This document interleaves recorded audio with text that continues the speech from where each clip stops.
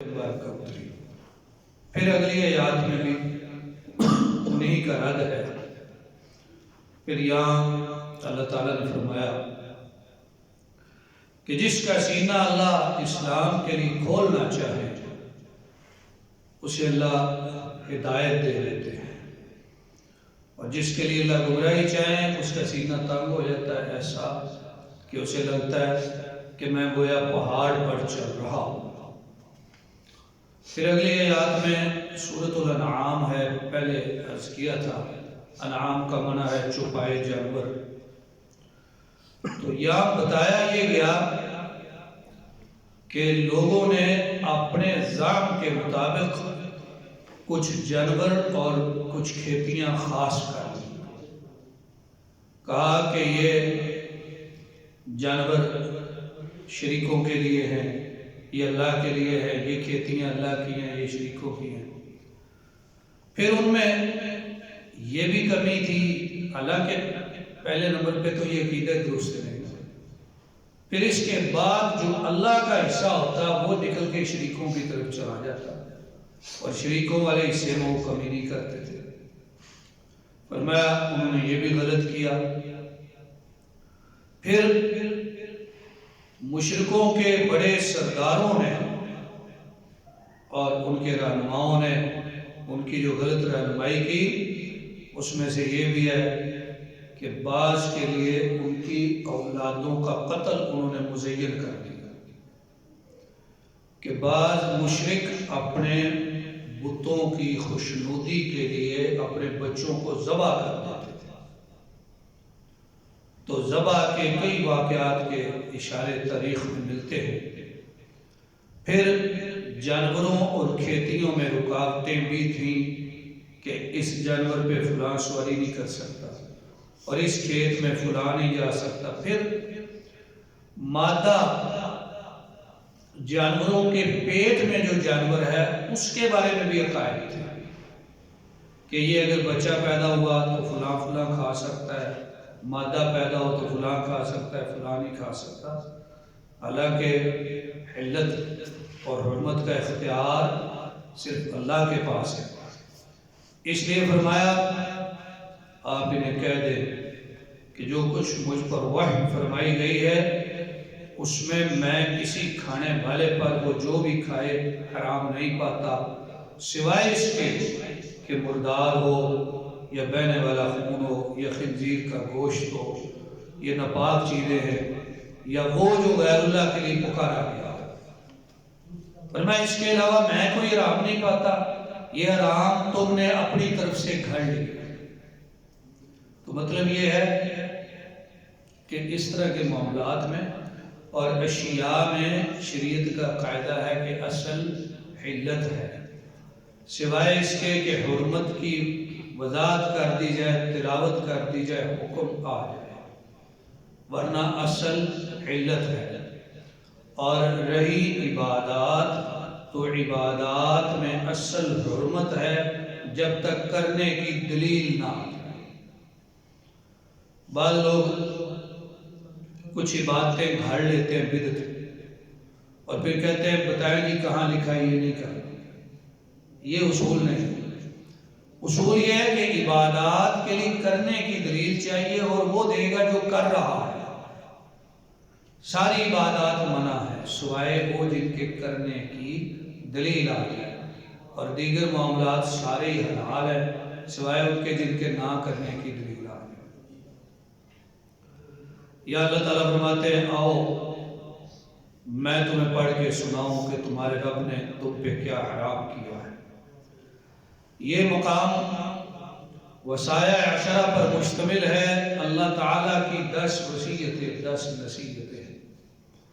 پہلی ہے اللہ کے ساتھ کسی کو شریک نہ ٹھہراؤ، دوسری والدین کے ساتھ احسان کرو، تیسری اپنی اولادوں کو بھوک کے ڈر سے قتل نہ کرو، چوتھی وصیت بے حیائی کے قریب نہ جاؤ، اگلی وصیت کسی جان کو ناحق قتل نہ کرو، اگلی وصیت مال یتیم کے قریب نہ جاؤ، اگلی وصیت ماپ اور تول کو انصاف سے پورا کرو، اگلی وصیت جب کوئی بات کرو تو عدل کی بات کرو، اگلی وصیت اللہ کے وعدے کو، اللہ کے نام کے عہد اور قسم کو پورا کرو، اگلی وصیت صراط مستقیم کی پیروی کرو، اس کو نہ چھوڑنا ورنہ گمراہ ہو جاؤ۔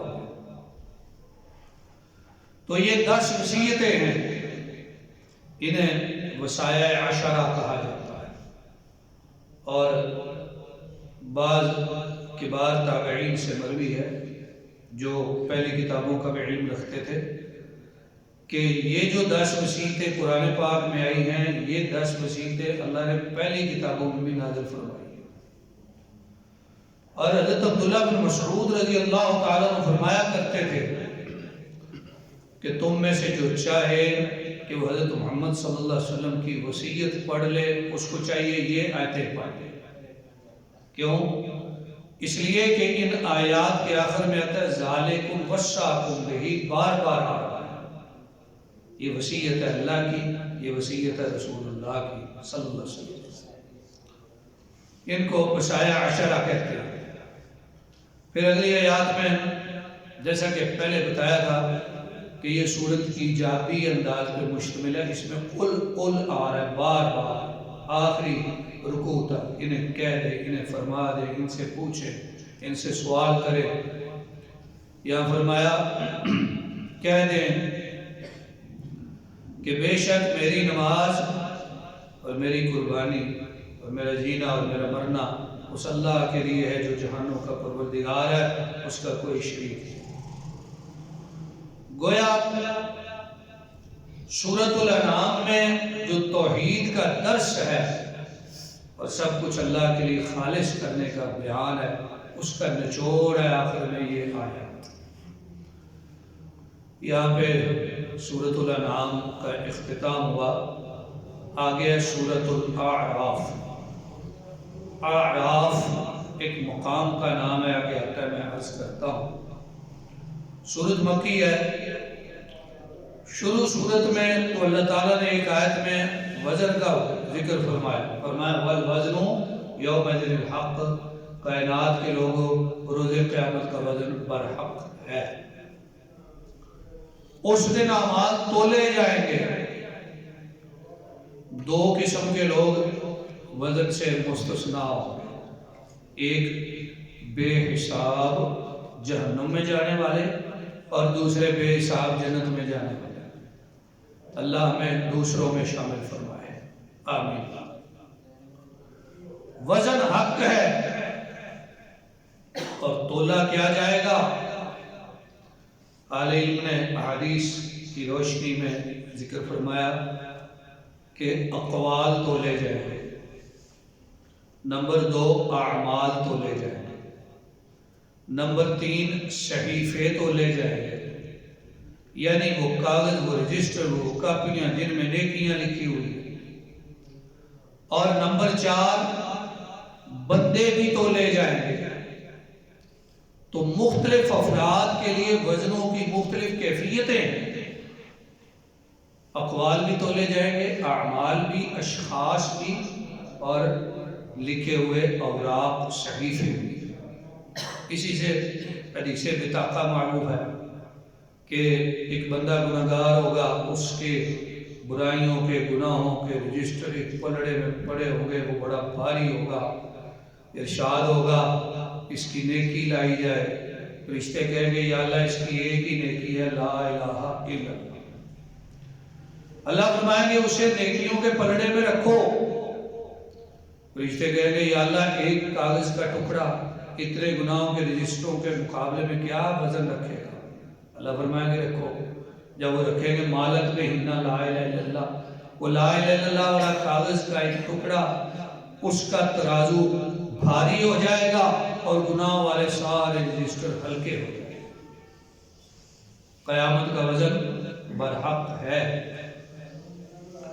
یا اللہ تعالیٰ نے آدم علیہ السلام کی پیدائش کا واقعہ بھی ذکر فرمایا، پہلے پارے میں بھی ذکر ہوا ہے، لیکن یہاں پہ جو ذکر ہوا ہے وہ پہلے پارے کی نسبت زیادہ تفصیلی مقام ہے، اور ایک تو شیطان کا بہکاوا، اور پھر انہیں وسوسہ ڈالنا، اور شیطان کے ساتھ لمبی بات. پھر اللہ تعالیٰ نے فرمایا کہ اصل میں شیطان یہ چاہتا تھا کہ تم سے تمہارا لباس، تمہارے ماں باپ سے تمہارا لباس اتروایا جائے. شیطان اصل میں یہ چاہتا تھا، اور اس لیے فرمایا اے بنو آدم، شیطان تمہیں فتنے میں نہ ڈالے. جس طرح اس نے تمہارے ماں باپ کو جنت سے نکالا، وہ ان کا لباس اتروانا چاہتا تھا. شیطان چاہتا ہے کہ تم بے لباس ہو جاؤ، بے حیا ہو جاؤ. حالانکہ اللہ نے انسان کی فطرت میں اللہ نے حیا رکھی ہے. اسی لیے سورۃ طٰہٰ میں جہاں یہ واقعہ آیا ہے، وہاں اس بات کا بھی ذکر آیا ہے فَطَفِقَا يَخْصِفَانِ عَلَيْهِمَا مِنْ وَرَقِ الْجَنَّةِ. جب آدم و حوا کا جنت کا لباس اتر گیا تو وہ دونوں اپنے اوپر جنت کے پتے، درختوں کے پتے چپکانے، اس لیے کہ انسان کی فطرت میں حیا رکھ دی گئی. پھر اللہ تعالیٰ نے یہاں یہ بھی فرمایا ایمان والو، جب مسجد میں آؤ تو زینت اختیار کرو. مسجد میں اچھا لباس پہن کے آئیں، صاف ستھرا لباس پہن کے آئیں. پھر فرمایا میرے رب نے بے حیائیوں کو حرام کیا ہے، لیکن اللہ نے پاکیزہ چیزوں کو اور زینت کو حلال کیا ہے. بے حیائیوں کو اور بری چیزوں کو اللہ نے حرام کیا.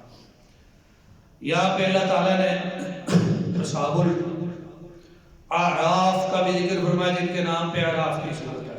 یہ ایک مقام ہے، یہ مقام ہے جنت اور جہنم کے درمیان. مفسرین کرام نے روایات کی روشنی میں فرمایا کہ اس مقام پر وہ لوگ ہوں گے کہ جو جنت اور جہنم کے درمیان ہیں. ان کے بعض اعمال جنت کا تقاضا کرتے ہیں، بعض جہنم کا تقاضا کرتے ہیں. وہ درمیان میں رکھے جائیں گے. ان کی جو مثال مفسرین نے ذکر فرمائی ہے، وہ ایک مثال یہ ہے کہ وہ لوگ جو والدین کی اجازت کے بغیر جہاد پر گئے. اب جہاد انہیں جنت میں لے جانا چاہتا ہے، والدین کی نافرمانی جہنم میں لے جانا چاہتی ہے، تو وہ درمیان میں ہوں گے. لیکن یاد رکھنے کی بات یہ ہے کہ اصحاب الاعراف بالآخر اللہ کی رحمت سے سارے کے سارے جنت میں چلے جائیں گے. درمیان کا مقام ختم ہو جائے گا، پھر جنت ہوگی یا جہنم. یا اللہ نے کافروں کے دخول جنت کی ایک مثال بیان فرمائی. فرمایا جنہوں نے ہماری آیات کو جھٹلایا اور تکبر کیا، ان کے لیے نہ آسمان کے دروازے کھلیں گے، نہ وہ جنت میں داخل ہوں گے، حتیٰ کہ اونٹ سوئی کے نکے سے گزر جائے. مثال دے کے بات سمجھائیں. جس طرح سوئی کے نکے سے، سوراخ سے اونٹ کا گزرنا محال ہے، اس طرح کافر کا جنت میں جانا محال ہے. پھر اگلی آیات میں اللہ تعالیٰ نے اپنی قدرتوں کا ذکر کیا کہ تمہارا رب وہ ہے جس نے آسمانوں اور زمینوں کو 6 دنوں میں بنایا. اور فرمایا اللہ سے جب دعا کرو نا، عاجزی اور آہستگی سے دعا کرو. اللہ حد سے بڑھنے والوں کو پسند نہیں کرتا. یا مفسرین نے بالاتفاق حد سے بڑھنے والوں سے مراد وہ لوگ لیے ہیں جو دعا میں حد سے بڑھتے ہیں. دعا کے آداب اور احکام ہیں، ان کا خیال رکھنا چاہیے. جو ان کا خیال نہیں رکھتا وہ حد سے بڑھنے والا ہے.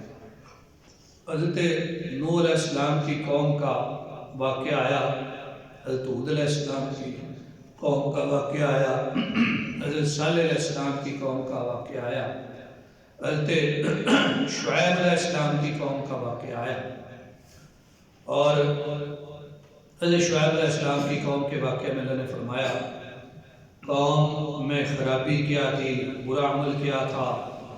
ایک تو ماپ اور تول میں کمی کرتے تھے، اور دوسرا راستوں میں بیٹھ کے لوگوں کو لوٹتے تھے. اللہ تعالیٰ نے اپنے نبی کے ذریعے قوم کو ان دونوں برائیوں سے روکا، لیکن انہوں نے نبی کی نافرمانی کی پھر قوم پر عذاب آیا۔ حضرت شعیب علیہ السلام کی قوم کا یہ جو تذکرہ ہے، یہ ایک رکوع میں 2 پاروں کے درمیان تقسیم ہو گیا ہے، 8ویں اور 9ویں پارے میں آدھا ادھر ہے آدھا ادھر ہے۔ تو اس مختصر بیان کے ساتھ ہی 8واں پارہ ختم ہوا۔ کل انشاءاللہ العزیز 9ویں پارے سے مضامین کا آغاز ہوگا۔ اللہ تعالیٰ سے دعا ہے اللہ تعالیٰ میں اپنی پاک کتاب سمجھنے اور اس پر عمل کرنے کی توفیق عطا فرمائے، آمین۔ وآخر دعوانا الحمدللہ رب العالمین۔